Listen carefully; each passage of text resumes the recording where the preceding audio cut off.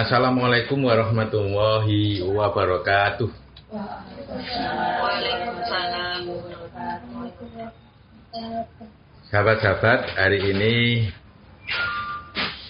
saya akan membacakan sebuah pengalaman rohani dari teman saya. Ya, pengalaman rohani ya nggak ada yang disalahkan. Dapatnya begitu ya seperti itu. Boleh jadi pengalaman rohani ini bisa menambah hasanah dalam pengalaman rohani kita masing-masing.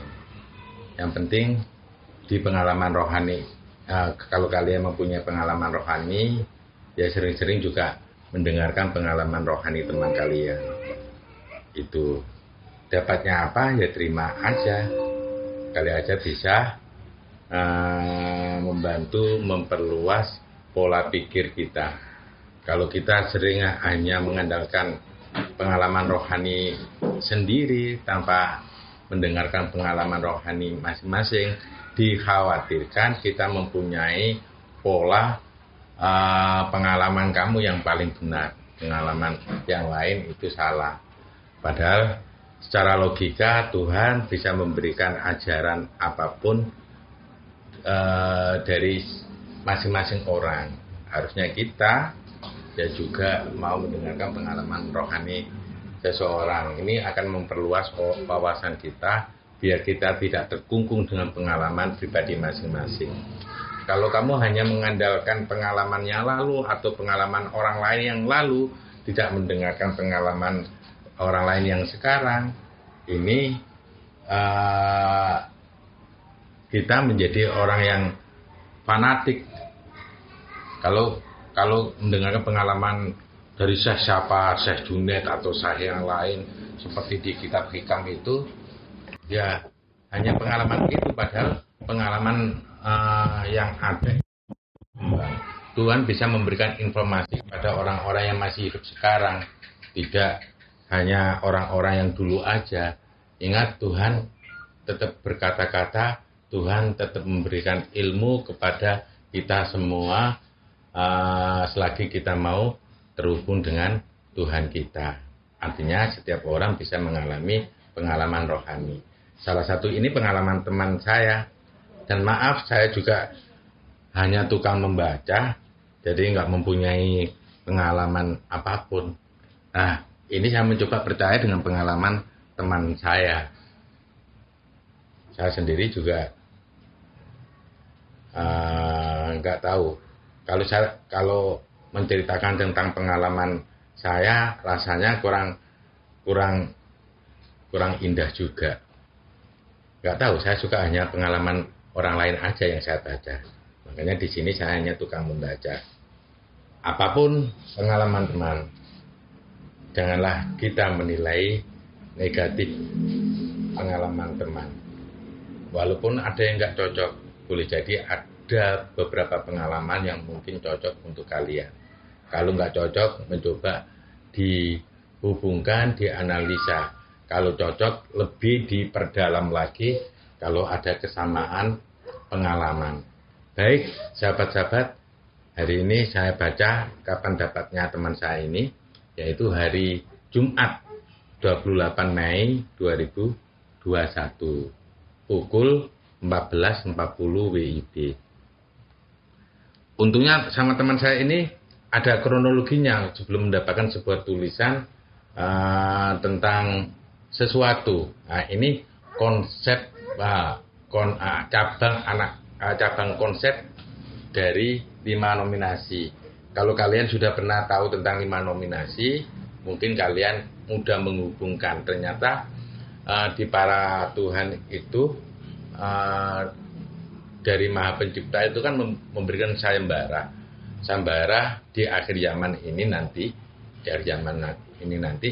diberikan kepada para Tuhan untuk mengkonsep raga yang akan diturunkan di akhir zaman. Semoga konsep-konsep ini bisa berjalan sebagaimana mestinya.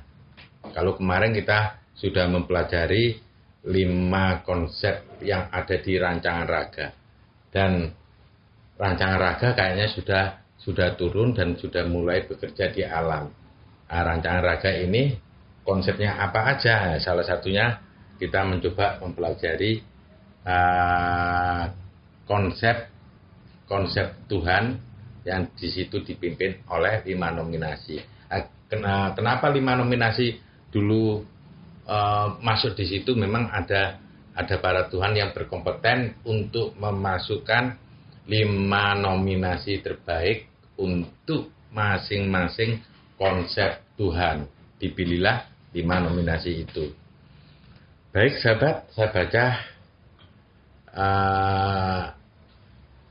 konsep Tuhan yang lain di rancangan raga. Dan ini ditulis sebelum ada manusia. Ya. Oke, saat ini saya melanjutkan untuk menggali informasi tentang cabang konsep 5 nominasi terbaik. Saat ini menggali konsep cabang dari robot. Nah, salah satu ini 5 nominasinya adalah robot. Terakhir, saya berada bersama dengan pemimpin dunia dalam raga MR. Saya memohon izin untuk datang ke tempat robot. Saya mengaktifkan bagian diri saya yang sedang bersama dengan robot. Robot yang saya hadapi sekarang sosoknya seperti seorang ninja yang berjubah sampai lutut. Robot ada jubah-jubahan ya.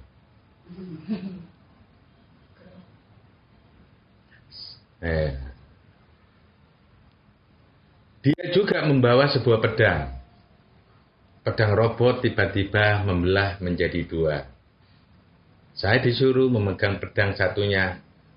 Warnanya transparan. Hampir tidak terlihat seperti sebuah pedang. Robot kemudian berjalan dan melompat di atas bangunan-bangunan. Sedangkan saya mengikutinya dengan berjalan cepat. Robot sambil melakukan perjalanan. Dia bilang kepada saya, "Kita harus cepat menyelesaikan urusan." Saya sempat pernah membaca salah satu cabang konsep robot, yaitu cepat menyelesaikan urusan. Saya bertanya, apakah itu cabang konsep dari robot? Namun robot tidak menjawabnya. Robot masih terus berjalan dan melompat di atas gedung-gedung dan memberi isyarat kepada saya untuk mengikutinya. Saya pun berjalan lebih cepat. Saya berpikir mungkin yang membuat saya dapat berjalan dengan cepat adalah pedang yang diberikannya tadi. Kemudian setelah mengikuti perjalanan robot, kami masuk ke dalam sebuah energi berwarna hijau muda. Dalam energi tersebut saya menjadi transparan, sedangkan robot masih terlihat dengan jelas. Robot berlutut dan menundukkan kepalanya sambil pedang tersebut diarahkan ke depan. Saya melihat robot sedang menyebarkan energi tersebut.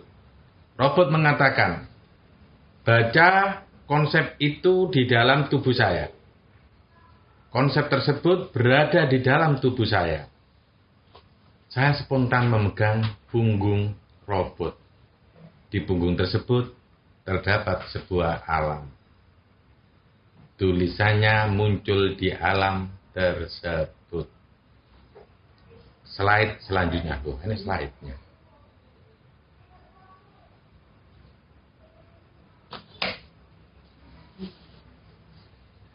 Jadi yang saya baca ini mulai tulisannya. Kalau yang tadi adalah kronologi mendapatkan tulisan ini. Kamu datang harus berada di saat yang tepat. Aku adalah konsep Tuhan yang sekali datang dan harus segera selesaikan atau tuntaskan dalam bekerja. Aku adalah konsep yang terus bekerja. Jika aku tidak bekerja, maka aku akan lelah. Aku bisa rusak. Dan aku tidak mempedulikan kepada siapapun yang ingin bekerja atau tidak. Aku pun tidak mendukung bagi kalian yang sedang bekerja. Aku juga tidak melarang apabila kalian tidak mau bekerja. Jika kalian ingin bekerja, maka itu karena kalian menyadari mengapa kalian harus bekerja. Jika tidak, kalian pula yang menyadari apa resiko apabila kalian tidak bekerja. Tapi aku yang benar-benar tidak peduli apa kalian bekerja atau tidak. Slide selanjutnya.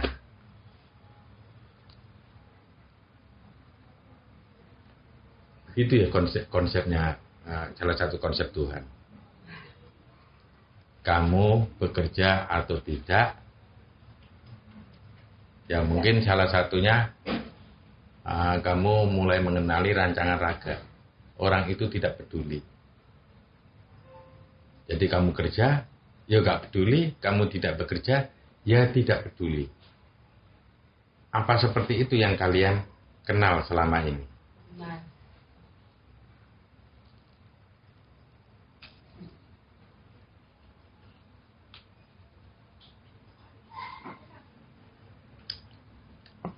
Judul.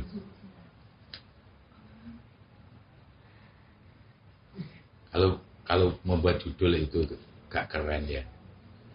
Judulnya tunjukkan diri. Judul itu tunjukkan diri. Di balik konsep ini ada aku, maha menjelajahi atau maha menelusuri. Aku datang dan membawa konsep kepada raga. Karena aku tahu bahwa raga akan memilih urusan-urusan yang sangat banyak untuk diselesaikan. Jadi, maha menjelajah ini tahu banget bahwa konsep raga ini lebih banyak memilih urusan-urusan yang sangat banyak untuk diselesaikan. Dikatakan seperti itu karena jelas tersebutkan dalam pengumuman besar dalam kurung sayembara Maha Pencipta bahwa seluruh Tuhan akan memberikan konsepnya kepada raga. Jadi saudaraku, konsep raga ini memang dikonsep oleh seluruh Maha Tuhan, memang sengaja diturunkan di akhir zaman. Karena konsepnya sangat berhati-hati, sehingga untuk menemui orang seperti ini lumayan sulit. Kenapa Tuhan tidak menyebarkan kepada semuanya? Saya sudah mengkonsep orang yang ada di akhir zaman untuk menyempurnakan atau mengingatkan ajaran-ajaran Tuhan yang lalu yang perlu dibenahi. Karena ajaran-ajaran Tuhan banyak, produk-produk dari manusia, bukan produk Tuhan. Ini yang perlu difahami. Padahal ada ijtihad ulama, ada ijtihad apa, atau itu dasar-dasar hukum untuk membuat hukum, bukan dari Tuhan. Mungkin di kalangan NU ada Baksul Masail, di kalangan Muhammadiyah ada Majelis Tarjih, atau di kalangan agama-agama yang lain. Selalu tatanan agama ini lebih banyak diciptakan oleh manusia atau tokoh-tokoh agama. Apakah sekarang ini lebih besar yang diajarkan di agama itu produk manusia, atau produk Tuhan. Ini yang perlu dipahami bersama. Ya, makanya salah satu pengalaman rohani ini mencoba kepingin tahu sih konsep-konsep Tuhan kayak apa. Selama ini informasi tentang konsep atau rancangan raga orang yang diturunkan di akhir zaman tidak langsung dari Tuhan. Bahkan ini sudah diviralkan atau diajarkan kepada orang-orang tertentu bahwa di akhir zaman itu biasanya sesuai dengan ajaran agama masing-masing, bahwa nanti ada tokoh akhir zaman itu datangnya dari kelahiran agama setempat. Kalau orang Hindu mungkin tokohnya ada di India. Kalau orang Islam tokohnya kemungkinan ada di Arab. Kalau orang Kristen atau orang Nasrani mungkin tokohnya ada di seputar Israel atau Yerusalem. Atau orang yang mempunyai paham Yahudi ya mempunyai tokoh tersendiri untuk di akhir zaman. Begitulah. Nah, mana yang benar? Kota suci pun kan berada dari agama itu lahirnya di mana? Ya, bahkan ada yang lahirnya di Mekah, tambah ada kota suci lagi kan ya. Di Islam kan di samping Mekah ada kota suci lagi. Madinah itu kota suci bukan? Ya nggak tahu lah. Ya sama. Begitulah keyakinan seseorang. Lah, di pandangan saya kota suci itu ada di mana? Ada di Tuhan. Ini di pandangan sementara saya. Kota suci itu ada di mana? Lokasi Tuhan. Di mana itu? Makanya percaya, kamu harus ketemu Tuhan. Kalau kamu nggak percaya ketemu Tuhan, akhirnya kota sucinya nggak mau jelas. Kalau orang-orang tertentu, kota suci itu ada di hati kita. Akan mengatakan seperti itu. Itu kota suci.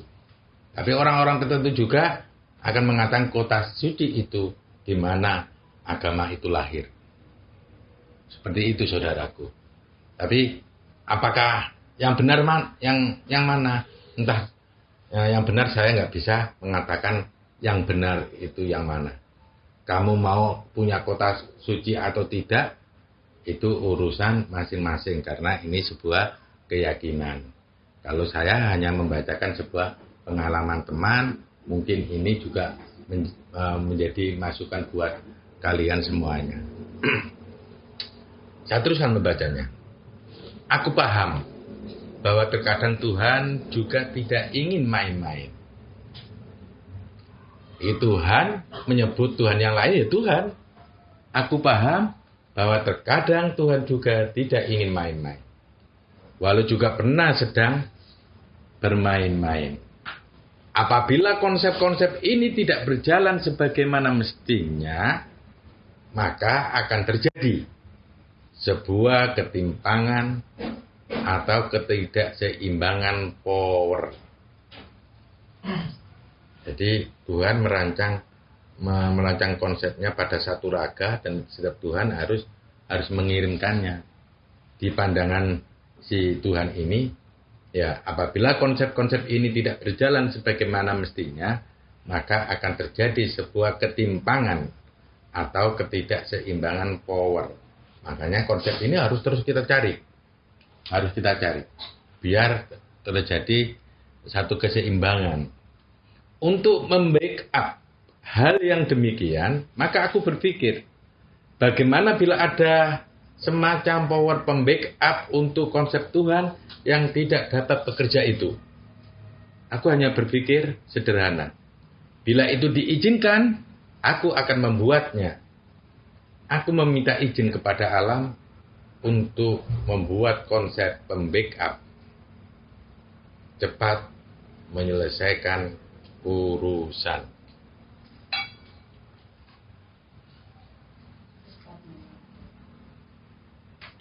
Itu di Maha ini menganggap ini adalah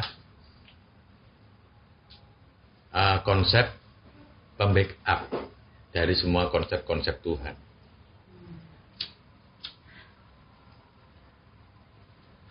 Aku maha menjelajah.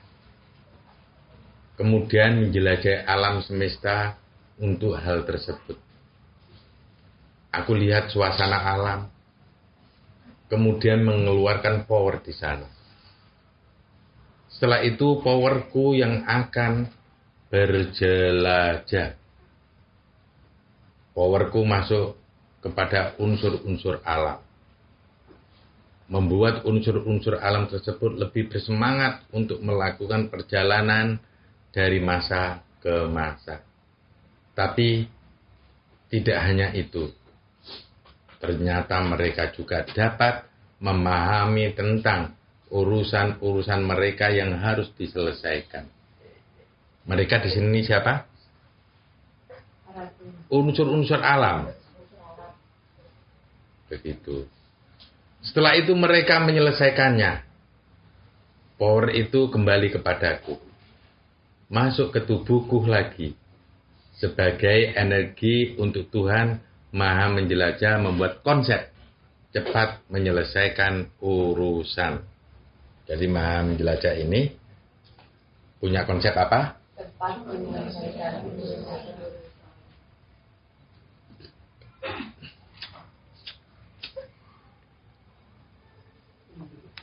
Tidak hanya sampai di sana. Aku juga harus meminta izin kepada seluruh Tuhan juga untuk pembuatan konsep. Sebab bagaimanapun juga hal ini akan berpengaruh dengan konsep-konsep yang juga sedang mereka buat. Tidak berbeda saat aku datang kepada Tuhan. Aku mengeluarkan power untukku sebarkan kepada mereka. Mereka mendapati powerku sedang bekerja untuknya. Akhirnya ada yang memberikan titipan-titipan. Tuhan yang lain juga ada yang sedang mengeluarkan power sama sepertiku. Berbeda halnya saat powerku diberikan kepada alam. Power itu kembali kepadaku lagi. Sedangkan powerku yang kuberikan kepada Tuhan ternyata tidak dapat kembali kepadaku. Jadi waktu membuat power ini, membuat konsep ini, power si Maha Menjelajah ini ke alam. Tapi powernya itu kembali kepada Tuhan. Tapi kalau power itu diberikan kepada Tuhan, powernya nggak pernah kembali. Ya, power itu ternyata tidak dapat kembali kepadaku. Power itu berhenti dan meninggalkan dirinya di area Tuhan. Saat aku tarik, power itu masih tidak mau kembali. Aku memasuki powerku yang tersebar itu. Jadi power itu tersebar, dia ngeleboni. Masih saja tidak mau mengikutiku.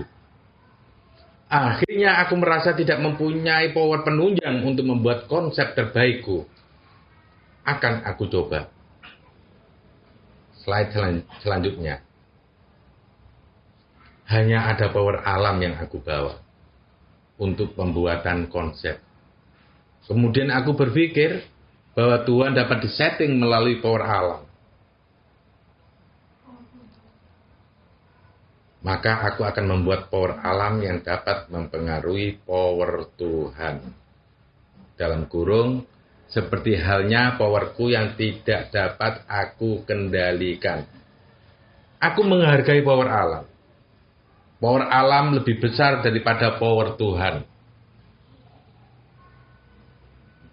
Makanya kehancuran ini disebabkan oleh ulah manusia. Ternyata keterangannya seperti ini. Aku menghargai power alam. Power alam lebih besar daripada power Tuhan. Sebab alam adalah hal yang dicintai Tuhan. Selemah-lemahnya Tuhan disebabkan oleh keadaan alam. Sekuat-kuatnya Tuhan juga ditentukan oleh keadaan alam. Baru tahu, alam ini bisa memperkuat, mempengaruhi kemampuan Tuhan. Tuhan bisa lemah ketika power alam itu lemah. Alam lebih luas dan mengembangkan Tuhan. Aku membawa power alam dan aku masukkan ke suatu alat buatan. Alat tersebut dapat membuat sebuah power menjadi barang jadi yang berwujud tanpa ulah tangan Maha Pencipta. Bedanya, dia tidak dapat diturunkan di dunia. Dia hanya berada di seputar wilayah Tuhan. Setelah aku masukkan ke dalam alat tersebut, power alam tersebut menjadi sebuah katrol dengan susunan yang agak rumit. Agaknya membutuhkan waktu lama untuk membuat alat katrol semacam itu. Begitulah alam apabila diwujudkan menjadi perwujudan yang lebih minimalis akan menjadi benda yang sedikit rumit. Itulah sistem Tuhan yang telah terbentuk.